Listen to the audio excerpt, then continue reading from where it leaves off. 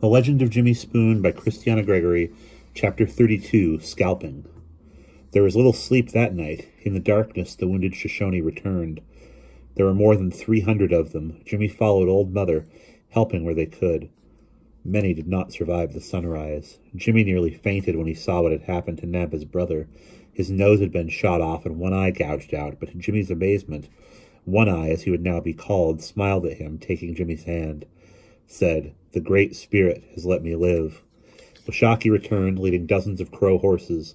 His right elbow was caked with dried blood. He nodded to Mozo, who now rode with other elders onto the silent battlefield. They would guard the bodies from wolves and magpies.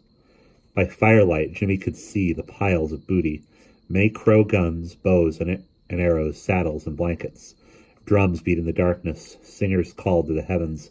The uninjured warriors dressed themselves in their finest shirts and leggings, feathers, and beads, and danced.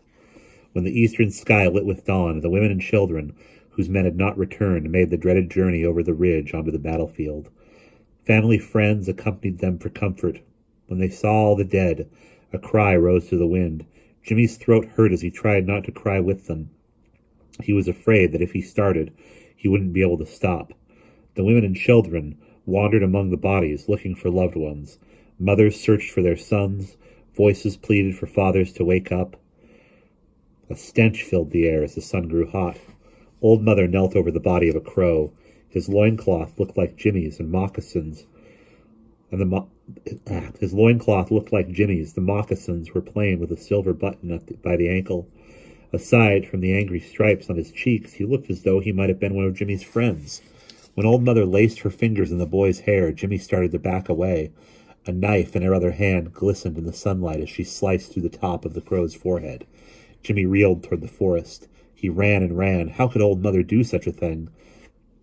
From the shade of a pine, he looked back onto the battlefield. The women scalped every crow, then left the remains for the buzzards.